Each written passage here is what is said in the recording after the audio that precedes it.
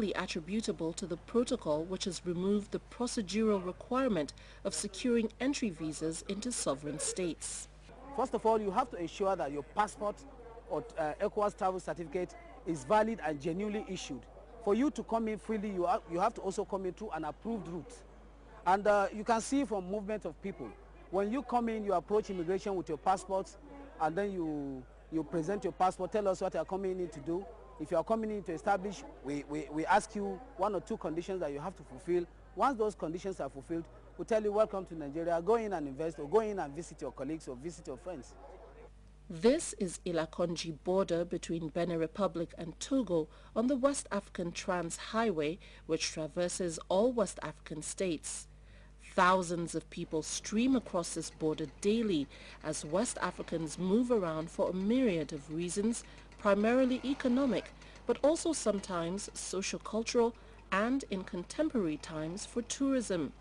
It is the same picture at the Seme border, a major international border between Benin Republic and Nigeria. There are more than 15,000 kilometers of borders between ECOWAS countries. It is a very busy stretch, whether on the coastline or in the Sahel areas. Passage through these borders should by now be a very routine process after over 30 years of the Protocol on Free Movement. The reality is that at international airports, entry is usually without much ado, but at land borders it has become a tardy process. There is a right of entry, all right, but is the entry free?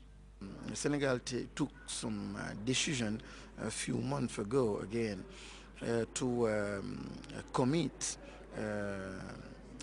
experts to verify the movement of people between some frontiers, between Senegal, for example, and Gambia, between Senegal and Mali, and we commit experts to verify and to evaluate how it's going with the transportation between those countries. And we have some conclusion, and the conclusion tells to Senegal government authorities that we have to make efforts to change the meaning of customers, la douane, c'est custom? Yeah.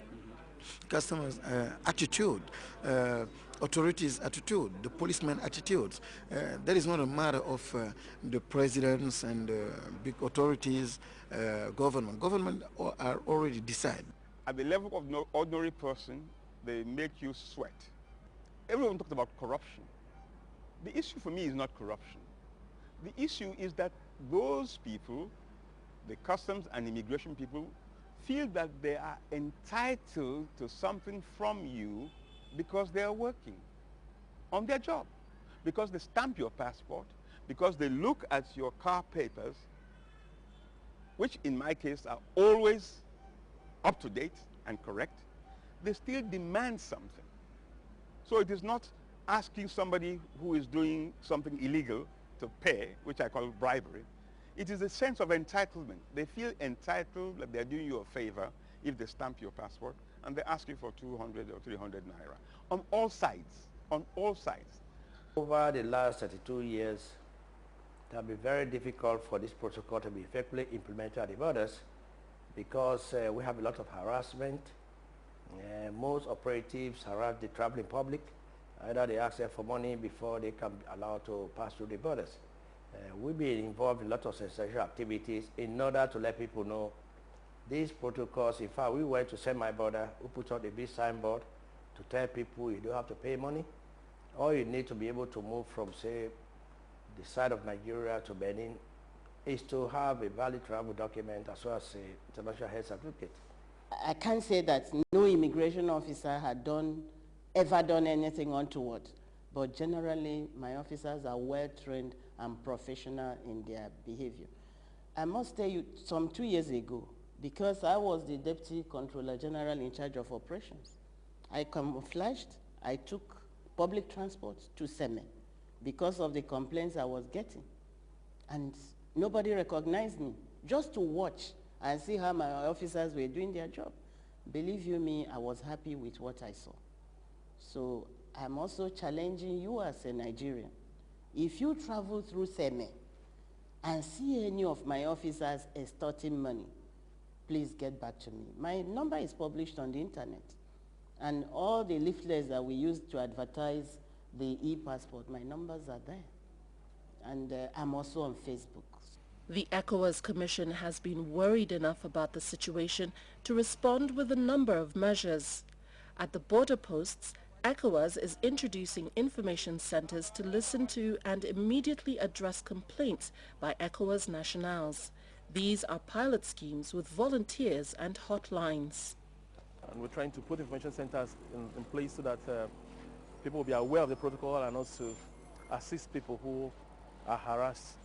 We intend to put hotlines to where we can be reached, and other relevant authorities like the heads of immigration, customs and police will be reached, and it will enhance the implementation of the protocol. ECOWAS, in partnership with the Benin Authority, have established the Center of Information on Free Movement of Persons. That is, the center we are visiting today. I think it's a process which is already making waves and should be encouraged to continue. The problems are not limited to the border posts. The flagrant introduction of checkpoints on the regional highway in contravention of the treaty sometimes makes movement between member states quite an ordeal for members of the West African community. For example, a trip from the Nigerian commercial hub of Lagos to Seme border with neighboring Benin Republic should ordinarily take 1 hour. It now takes several hours because of the proliferation of checkups mounted by a plethora of security agencies. The situation is only marginally different in other member states. I've seen it all across. Women passing from Aflao in Ghana going into Togo, they routinely pay 200-300 CFA francs, just routinely. They just put it down there and walk. And these are, for me, are the things. Or if cars are passing from Lagos through Mile 2, through Badagry, into Seme, all those checkpoints on the way where the drivers have to pay. And if they have any foreigners, which means non-Nigerians, they have to pay something as well. ECOWAS has tried to remove the barriers, but the countries only put them back. The Abuja mini-summit in March 2000 limited the checkpoints to 1 after the international border along with a patrol team, but sadly this is only in writing. Every nation does as it wishes. The official reason, which cannot be ignored, is security, especially against the background of political